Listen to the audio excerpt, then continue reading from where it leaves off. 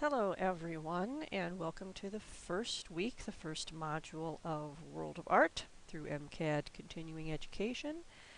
We're going to take an introductory tour through the arts of Africa, and we get a real treat. We're going to be going on sort of a slideshow tour of the new Minneapolis Institute of Art's African Art Galleries. These galleries were reopened again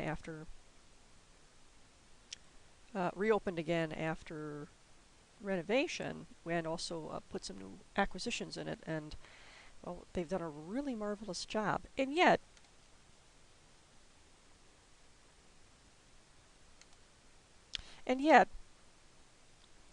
we can still see, even in the presentation of the various arts and the art traditions of Africa, much of what you are reading for this week with regard to Western presumptions about what African art is for, what definitions of art are from culture to culture, even though they've done a much better job contextualizing the art by theme in the new galleries, we can kind of still examine a few of the issues that come up in the articles that you're reading by Torgovnik and some of the shorter critical analyses of African exhibitions that you're going to be reading about. I think this is what comes to mind for most people when they think of the art of Africa. A lot of times people think in terms of wooden sculpture, they think in terms of indigenous religion, that word that Torgovnik uses in her article, primitive, which is frankly one that should be dismissed when talking about contemporary art or even modern art of various cultures, but the notion that the stylistic choices and the iconographical choices of African cultures and the preferences that they make are somehow not quite to the standard of Western art is something that's challenged just by the continued promulgation of these traditions. But a lot of people, when they think of the art of Africa, they think of traditional sculpture like this. And a lot of times what comes to the fore is functional arts. We can look at African pottery, for example.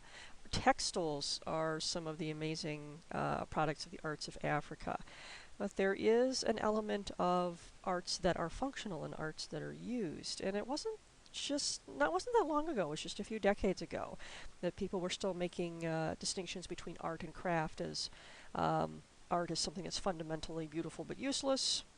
You can argue that point back and forth, and craft is something that ultimately is created to be used no matter how beautiful it is. And African art definitely hit that post, for sure. Hit that point simply by its existence, where you had art that was functional. And in the case of, for example, this ritual mask from Benin, art that had symbolic and ritual importance and was used in the context of cultural meaning, that somehow initially Western art historians pushed it away and said, well, along with just being curiosity, somehow being technically inferior, these pieces were used and therefore not really art. This piece has been in the African Arts exhibit for many decades. It goes back to the early part of the 20th century, 19th century. It's a Nigerian sculpture. It's from the Yoruba people. And this initially was the style of sculpture that a lot of Westerners saw when they began colonizing that area of Africa and determined, oh, well, these must be a civilized people. Look at how beautiful the art is. It just happened that this was a period in Nigerian culture, in the Yoruba culture, where this was the stylistic portraiture, line faces and other sorts of symbolic iconographic meaning notwithstanding. Looks fairly realistic, and to the Western eye this looked like superior art, where to the indigenous cultures, to the artisans of that culture, something like this that is much more highly symbolic, much more expressive, and has a history within a canonical tradition of making art, would be considered more successful in their culture. A lot of Westerners initially looked at this before learning to appreciate it and thought, well, this is somehow primitive art. So you'll kind of bump into this a little bit, and it seems that Africa and the arts of Africa tend to be a victim of this. Interestingly, it was also recently that people finally started to realize that Egypt was indeed a part of Africa, and the art of ancient Egypt was indeed African art. Egypt is a real touchy subject, especially ancient Egypt, with regard to um, essentially what cultures of the world essentially lay claim to it. Interestingly, the people of Egypt today who live there do not see this artwork and the pyramids and the sorts of things as their culture. It was a past culture that lived there previously. It's not really about them, but both Europeans and modern-day Africans and African Americans lay claim to this culture as their own. Um, but Egypt is in Africa, and it's African art. And just because there's a stylistic difference from sub-Saharan African traditions, like the ones we're looking at, does not mean that it's any less African. But the exhibit at the MIA did a very good job with this. So we have for example, the exhibit is thematically linked with regard to objects made by culture to culture, and then you see the variety from place to place. So you have the Egyptian sarcophagus, the mummy baskets that we're accustomed to seeing, the coffins, which I think a lot of us had very romantic notions of when we were little kids. I know I certainly did. And it placed it in the same space with this fantasy coffin made by wood artisans in Congo. Now, nobody gets buried in this. This is a advertisement to show people how skilled the woodcrafters are and the painters are, but nobody gets buried in this. That said, the fact that these two cultures are both now put in the same African arts exhibit, thematically linked around the creation of coffins, is a step up from then what you read about in the article by Turgovnik. Again, we're back to functionality again, as long as aesthetically beautiful. This is a crown for an Oba, a king, in Nigerian culture. The cap part on the top sits on the Oba's head, and the beading curtain covers his face. Essentially, his position is so sacred that people cannot look upon his face. And also, when you look at the arts of Africa, you encounter these wonderfully, very uncomfortably named pieces called power objects. Now, this is where we get into that distinction that African art bumped up against as well, that Turgovnik talks about in her chapters that I provided for you, where how you display it, how you name it, where you put it, what kind of museum you put it in, how you talk about it. We're talking about the difference between presenting something as art and presenting something as an artifact. Is this a work of art? Well, you could make the argument that it is because it's something made, but this was also a ritual object. The nails that are pounded into this figure have a ritual purpose. They have a petitional prayer purpose.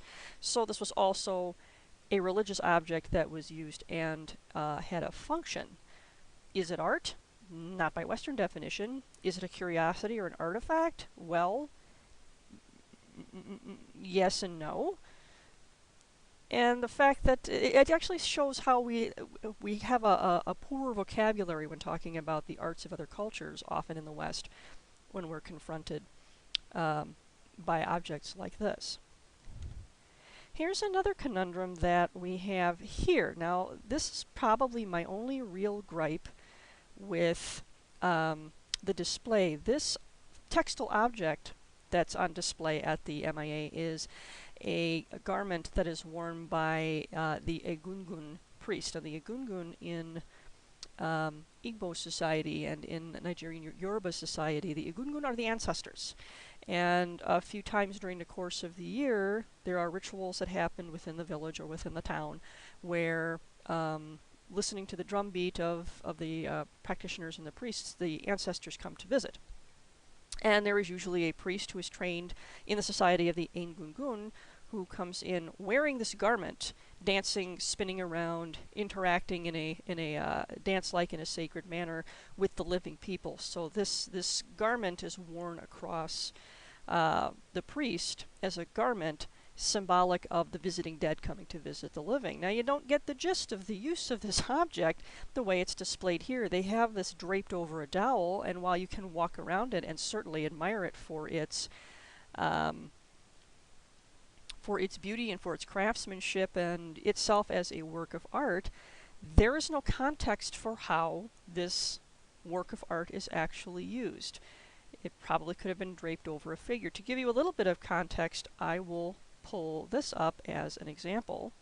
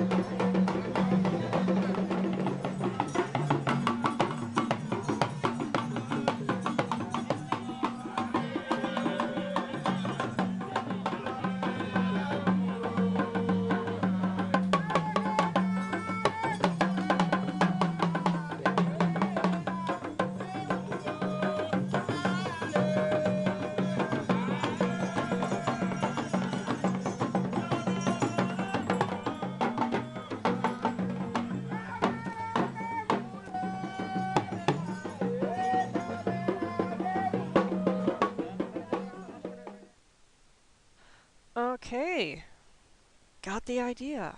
Yeah, so this is a quandary in an art museum, and in the context when looking at art is there's no denying now that we are looking at a work of art here, but when you take it out of its cultural context to display it as an object rather than in the context of its culture, you kind of lose something. So that's something else to consider when thinking about the art of Africa and the other cultures that you're going to be looking at in the course of this class. We also have to work into African countries, their history of colonialism, and the syncretisms that occurred. This is a Quran board from Syria, Egypt, that area of the world. In northern parts of Africa and eastern parts of Africa, where Islam came along, and that has become the religion of many of the African people there. So then that brings in the question, there's a Western syncretism and a Western influence. Is it still African art? This is a scriptural page from Christian books from Ethiopian Christianity. This is a new acquisition to the MIA. Again, this is the art of Africa. Western Christianity was a colonial influence. It was a Western influence. This is syncretized with the people of Africa and their art traditions. And people would, believe it or not, dither about whether or not this is African art. And then we have to consider the diaspora as well, and what categories that troubles when we're talking about the art of Africa. This is a voodoo Loa banner, a spirit banner from Haiti. That's all hand beading that you're looking at here, to the Loa, to the spirit, the Orisha. Erzuli Frida, who is sort of a spirit saint that rules over the world of love and beauty and female concerns. A lot of you probably look at this picture and go, wait, that looks like the Blessed Virgin of Sorrows. That doesn't look like an African spirit. Well, this is the legacy of the influence of slavery in the New World. Many African diaspora religions are syncretic traditions, where you preserve the traditions of African religion, but you camouflage them in the trappings of Christianity, Catholicism, the saints, and the sacraments, so you could fool the slave owners into thinking that you had converted to Catholicism. This is a pretty brilliant New World thing that the African cultures managed to do.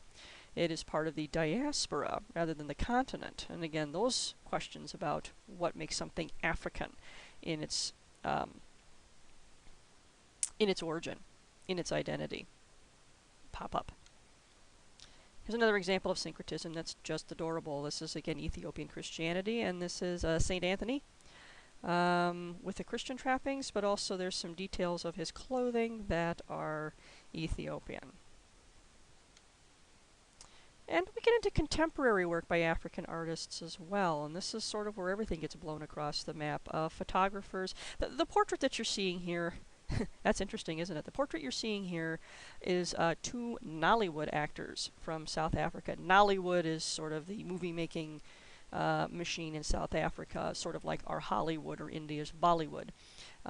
Interestingly, the popular films that come out of Nollywood really do stress things like mythic characters and folk tales and magic and those sorts of things that are kind of deep within the African psyche. So these actors are in their costumes for the movie that they're shooting. Um, the comment on race and color and status and how deeply culturally ingrained it is in a place still like South Africa really does kind of come forward. You know, when you look at this black African actor made even blacker and devil-like looking for his role in the film. It's quite interesting. And then you get into other questions about just what is art. You could make the argument that the African artist is the photographer, but I'm willing to throw down a little bit of dough that the African artist is the hairstylists, the people that make beauty out of oneself.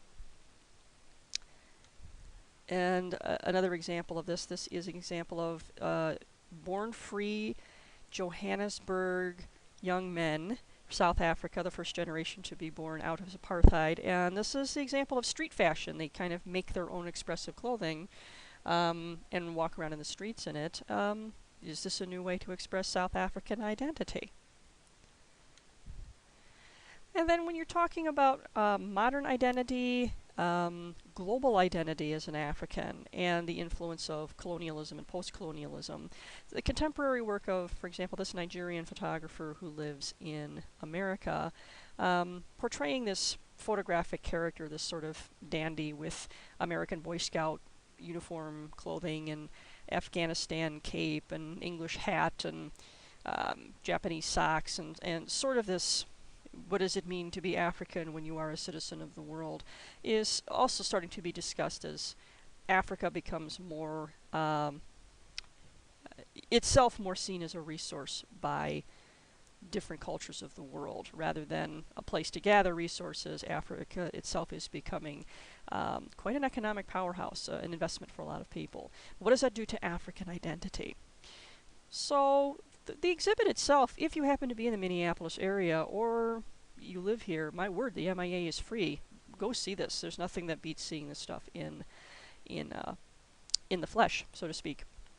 But I hope this sort of gives a nice sampler of the diversity of the arts of the continent and the diaspora of Africa, and also kind of pushes some boundaries and kind of contextualizes some of the questions that come up in the reading for you. Not only through this, but through the readings and your reflections, I'll be looking forward to what you have to say about the issues around the arts of Africa.